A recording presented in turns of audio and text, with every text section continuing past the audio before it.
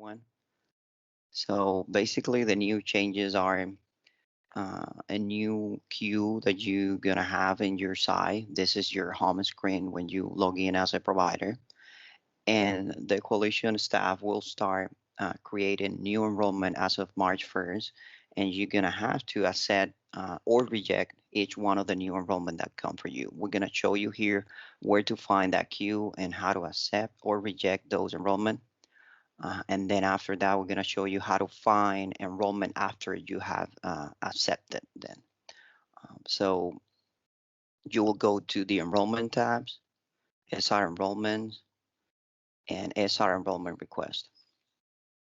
That queue, it's going to give you a view of all children or all enrollment that are pending your acceptance or rejection. In the view, you're going to see the EV number of the child. That is the eligibility verification number of the child. Each child will have a unique number, and that's a number that is very useful. If you want to communicate with the coalition, you can provide us with that number, and we will be able to find the child and give you more information about it. In this view, you'll be able to see the child date of birth here, the age, and also, most importantly, the information of the guardian or parent of that child. So you need to go to the bottom of the screen to find the bar and move all the way to the right in order to find the accept or reject button. What I'm going to do is I'm going to accept first one of the record and I'm going to reject another one so you see how the process works. So let's say I want to accept the first record in the queue. I click on the accept button. It gives me this window. It's just a confirmation to make sure that you do want to accept that enrollment. It gives you again the EB information for that child, the date of birth, the age, and the most important piece of information here will be the start date. If you agree with all of that and you are ready to accept the enrollment, then you're going to click on submit to ELC. Once you submit to ELC, this successful acceptance message will pop up for you. You click OK, and you just accepted a record. As you see, we had 4 records before, but the one that we just accepted just disappeared from the queue and went away. Now let's do the opposite. We're going to reject one of the records. You click on the reject button. It gives you this pop-up window where you have to select one of the multiple reasons in this drop-down menu of why you are rejecting that enrollment. Let's say I'm just going to select the first one here. You also have the option to type in any extra comments that you may feel are necessary to explain why you're rejecting that enrollment. In my case, I'm just going to put testing.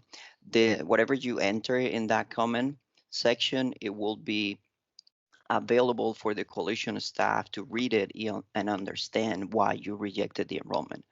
Once you're ready and you finish entering your no, which is not mandatory, it's not required, you can leave it blank if you want, then you can click submit to ELC. The successful rejection message appear, you click OK, and then you're done, right? You saw how we got 3, now we went down to 2 because both records, the one we accepted and the one we rejected, they just disappear from the queue. Now we're going to show you the second part of this. And the second part is very important because once you accepted a record and you saw how we accepted the first one and rejected the second one, the one that you rejected, it's on the coalition side now, and the coalition has to do their part, so you don't have to worry about that one. Now, the one that you accepted after you accepted that enrollment, now the family, the parent has to sign that payment certificate. So this is important because if the parent doesn't sign the payment certificate, you will not be reimbursed for that child. So you do want to follow up with the parent and make sure that that parent signs that payment certificate. So, but since the record is no longer here, you need to be able to find where that record went in order to find the information of that child and that parent. So if you need to do that, you can come again here to your enrollment tab, manage SR enrollment, but in this case, you will select the second option, which is view edit SR enrollment. You click there, and that will open a really big queue because this queue gives you a historical record of every enrollment that you have in your facility. So depending on the size of the facility and how many children you have enrolled, This queue, it could be big, and you may have multiple pages in this queue. Like in our case, this sample provider that we have has 2 pages. So that's okay, because what you want to do is you want to scroll all the way down to the bottom of the screen and move your bar all the way to the right. Once you get to the right, then you can go all the way back to the top and find this column here that is called status. That status column, it's the one you're looking for. And you're looking for that column because you're gonna enter here in the filter field, you're gonna start typing in pending, the word pending. And as soon as you start typing in the word pending, what you're doing is filtering from that huge queue. And then it's only going to show you those records that are pending family acceptance. And it's not going to show you anything else. And those are the ones you're looking for. Any record that is on pending family acceptance, in this case, we have 4. The one that we just accepted, but they were older, another 3 records that were there already, and that's okay. That's the way it works. You will find anything that is on pending family acceptance on that queue.